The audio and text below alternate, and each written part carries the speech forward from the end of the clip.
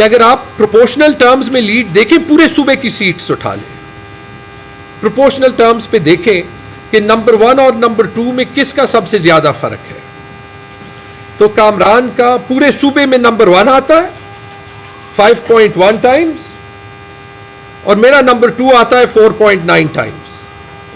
तो पूरे सूबे में जिन दो लोगों की लीड सबसे ज्यादा है उनके रिजल्ट फॉर्म 47 में रिवर्स कर दिए गए। ठीक है, ये 8 सूबाई असेंबली की सीटें हो गई और एक नेशनल असेंबली की होगी। सिर्फ इन पे भी धांधली नहीं की गई। मीना खान का रिजल्ट चेंज हुआ है। पेशावर में इलेक्शन के लिहाज से जहां पे मज़ाहिया खेज तौर पे जब पीटीआई का 18 हलकों पे क्लीन स्वीप रहा है, 13 प्रोविंशियल असेंबली के और 5 नेशनल असेंबली के, उनमें से 9 सीटों पे धांधली नहीं हुई, फॉर्म 47 रिजल्ट चेंज किए गए और जिस भोंडे तरीके से हुआ है वो छुपाया नहीं जा सकता। तो अगर किसी का ख्याल है कि ये ट्रिब्यूनल भेज के साल 2 साल बाद लटक जाएगी, बहुत से फैक्ट सामने हैं। जो ऑफिसर्स इन्वॉल्व थे वो डिनाई नहीं कर सकते कि वो कहाँ पे थे, उनका क्या रोल था। जो डीआरओ हैं, डीसी आफाक वजीर, जो एसएसपी ऑपरेशंस उनके साथ थे, कमरे के अंदर थे जब 6 या 7 2 एनएस का और 6 प्रोविंशियल असेंबली सीट्स का जो कयूम स्टेडियम में रिजल्ट अनाउंस हो रहा था, या जो डीआरओ और शायद सीसीपीओ ईदगाह में जो बाकी रिजल्ट्स अनाउंस हो रहे थे, डिनाई नहीं कर सकते। उनकी प्रेजेंस में कमरे ताला हुए और वो वहां पे थे, तो इसलिए कुछ फैक्ट्स जो है वो जरा बता दें। 9 हल्के हैं जिस पे रिजल्ट्स तब्दील हुए। एनए 28 जिसमें साजिद नवाज का मुकाबला नूर आलम खान से था और लगता ये कि नूर आलम खान के 38,000 वोट के साथ 1 लगा के 1,38,000 बना दिया गया। पीके 72 महमूद जान खान का, जिसपे महमूद जान खान के 18,000 से जायद वोट हैं, करामत खान के 11,000 वोट हैं, तकरीबन डबल मार्जिन है, वो रिवर्स किया गया। पीके 74 अरबाब जानदाद जो कि डबल से ज्यादा मार्जिन से जीते थे और जिनकी विक्ट्री जो है वो रिवर्स की गई और मेरे ख्याल में उनके एक मुखालिफ के पता नहीं 10,000 या जितने भी वोट थे वो उठा के 46,000 किए गए। पीके 75 पे मलिक शहाब चमकनी, जिनका पूरा फॉर्म 45 का रिजल्ट मैंने देखा। मलिक शहाब के 26,500 वोट थे अंदाजन और अरबाब उस्मान साहब के 11,500 वोट थे, 2.5 गुना का मार्जिन था। अरबाब उस्मान साहब के वोट कोई 45 या 46,000 जो है या 43,000 या कुछ ऐसे दिखाई गए। अब ये क्यों नहीं छुप सकता? एकदम से पूरे पुख्तूनख्वा में जिन 2 हलकों में प्रोविंशियल टर्नआउट सबसे ज्यादा दिखाई जा रहा है वो है पीके 74 अरबाब जानदाद और पीके 75 मलिक शहाब। मेरे ख्याल में बाकी पेशावर में औसत 35 और 40 के दरमियान है और इनकी औसत जो है वो पता नहीं कहाँ पे चली गई, 50% से नहीं 60% से। एक की 65 है, एक की 64 है। ये कैसे हो सकता है? ऊपर अरबाब आमिर अयूब का रिजल्ट देख लें, उनकी तो ये औसत नहीं है, राइट। बाकी सारे पेशावर की पीके इस पे देख लें, उनकी तो ये औसत नहीं है। आगे जाएं, पीके 78 पे आसिम खान, मेरे ख्याल में वो कोई 17 या 18,000 और नंबर 2 पे 7,000 पे थे। तीसरे या चौथे नंबर के कैंडिडेट कारी जाहिर को जो है वो फॉर्म 47 में जितवाया गया। पीके 79 जो मेरा हल्का है, जहाँ मुझे रट गया है रिजल्ट, क्योंकि एक एक नंबर मैंने डबल ट्रिपल चेक नहीं किया, 30 बार चेक किया। जो पोलिंग कैंप्स पे सूरत हाल थी वो आपको पता थी। तकरीबन 38,000 पोलिंग में 25,102 वोट मेरे। दूसरे नंबर पे मौलाना साहब की पार्टी के दरवेश साहब, जिनके 5,188 है, 5 गुना फ़र्क है।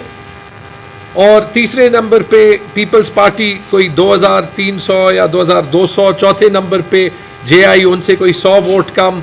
और 5वें नंबर पे ये PMLN के कैंडिडेट जलाल खान साहब 1619। यानी हम 1000 वोट लेने वाले को 25,000 वोट लेने वाले पे सबकत दे रहे हैं। अच्छा, PK 80 में भी ये हुआ है, जहां हमीदुल हक की लीड 2 गुना से ज़्यादा जो है वो ओवरटर्न हो गई। PK 82 में कामरान बंगश की 30,000 कुछ वोट थे। दूसरे नंबर पे ANP के नवीद के 6,000 वोट थे। फिर तीसरा, फिर चौथा, फिर 5वां, फिर 6, फिर 7वें नंबर पे तारिक अवान साहब 3,996, यानी 3,000 वोट वाला 30,000 वोट वाले से जीत रहा है। अच्छा, मजे की बात यह है कि अगर आप प्रोपोर्शनल टर्म्स में लीड देखें, पूरे सूबे की सीट्स उठा लें, प्रोपोर्शनल टर्म्स पे देखें कि नंबर 1 और नंबर 2 में किसका सबसे ज्यादा फर्क है, तो कामरान का पूरे सूबे में नंबर 1 आता है 5.1 टाइम्स, और मेरा नंबर 2 आता है 4.9 टाइम्स।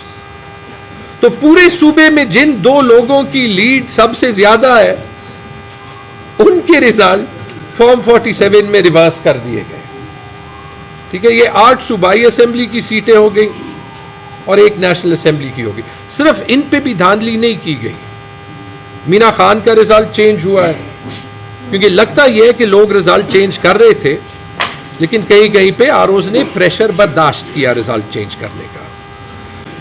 मलिक शाहब साहब की सीट ले लें, अरबाब उस्मान साहब के एक हल्के पे 45 या 46 या 43,000 वोट दिखाई दे रहे, जो उनके नीचे 4 हल्के NA के आते हैं ना, ये ANP ने ये डेटा रिलीज किया है। जो 4 हल्के PK के आते हैं, PK 74, 75, 76, उन पे मिलके ANP के 16,000 वोट हैं या 18,000 वोट हैं, और एक साकिब चमकनी के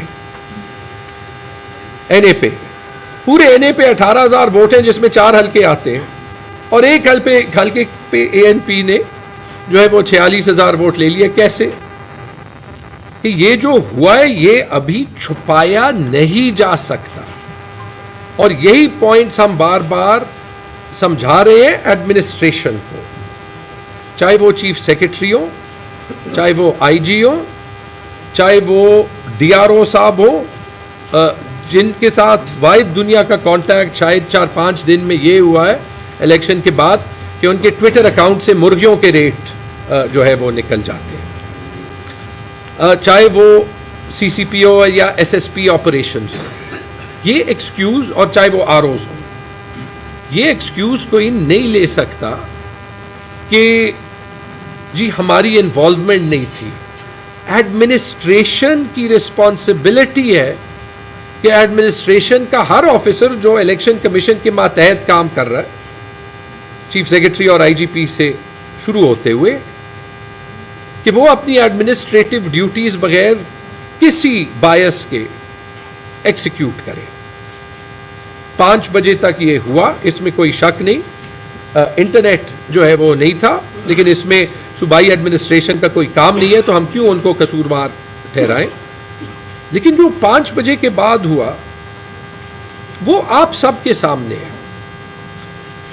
जो 2 लोकेशंस थी जहां पे रिजल्ट्स का टैब्यूलेट होना था, वहां पे जैसे ही रिजल्ट्स PTI के फेवर में आने लगे, जिन स्क्रीन्स पे टैब्यूलेट होना था वो स्क्रीन्स बंद हो गए। जैसे ही हमें इतला आई, हम सारे कैंडिडेट्स वहां पे पहुंच गए, जिम्मेदारी दिखाते हुए, क्योंकि हम सब ये कर सकते थे, हम हजारों लोग नहीं लेके गए ताकि कोई लॉ एंड ऑर्डर सिचुएशन ना बने। हम वहां पे गए, हमें वहां बाहर रोका गया। मैं कयूम स्टेडियम की बात कर लेता हूं, वहां पे मैं था, कामरान बंगश था, आसिफ खान था, अरबाब शेर अली था, मीना खान अफरीदी था, कासिम अली शाह था। ये 6 तो लोग हैं जो कैंडिडेट्स थे। पहले हमें कोई 3 बजे तक कयूम स्टेडियम के अंदर ही नहीं दाखिल होने दिया गया। CCPO साहब से बात हुई, CCPO साहब ने कहा कि DRO की इजाज़त के बगैर मैं नहीं अंदर जाने दे सकता। मैंने कहा कि हमारा कानूनी हक है। उन्होंने कहा जी, लेकिन DRO के इजाज़त के बाद। तो मैंने पूछा उनसे कि ये सच है या मेरे सारे पोलिंग एजेंट्स ने मुझे झूठ बोला है, क्योंकि अगर उन्होंने मुझे झूठ बोला है तो फिर तो मुझे उनकी क्लास लेनी चाहिए। तो ये तो मुझे चेक करना पड़ेगा। मैंने कहा रिजल्ट तो बनाया आपने, आपके क्या मतलब आपको चेक करना पड़ेगा। तो इस टाइप की कॉन्ट्रडिक्शंस अभी सॉल्व नहीं हो सकती। आज हाई कोर्ट में भी केस हुआ, उन्होंने हमें ये बताया कि चूंकि अगर अभी भी इंसाफ ना हो तो हमारे पास वाहिद रेमेडी दोबारा इलेक्शन कमीशन जाना है। हम अभी आरओज़ के ऑर्डर्स के मुंतज़िर है, जहां पे किसी के सामने, अगर किसी के सामने फॉर्म 47 जो है वो टैब्यूलेट हुआ हो यहां पे, तो वो प्लीज बता दें। किसी के सामने नहीं हुआ तो वो फॉर्म 47 इलीगल है, उनकी कोई कानूनी हैसियत ही नहीं है। आप ये देख लें कि लेट्स से अगर कहीं पे वो फॉर्म 49, मैं आपको अगला मसला बता देता हूँ और फिर मैं जो है वो क्वेश्चंस के लिए ओपन कर दूँ। लेट्स से कि कोई ये फॉर्म 49 इशू कर दे, उसके बाद मेरे ख्याल में फॉर्म 48 है जिसमें पोलिंग स्टेशन वाइज रिजल्ट आता है। एम आई राइट? ठीक है।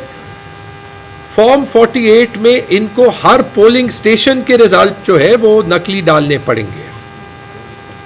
अब हर हल्के पे, मेरे हल्के पे 66, उसमें सबसे रजिस्टर्ड वोटर्स कम है, किसी पे 90, किसी पे 100। बहुत सिंपल कि कानून को फॉलो करें, वरना कानून जो है वो खुद ब खुद उन सब को जिन्होंने इलेक्टोरल फ्रॉड किया है, इलेक्टोरल फ्रॉड किया है, खान साहब ने अपना फैसला सुना दिया, बात खत्म हो गई। हम सब ने उसको सपोर्ट करना है और सूबे की खिदमत करना है।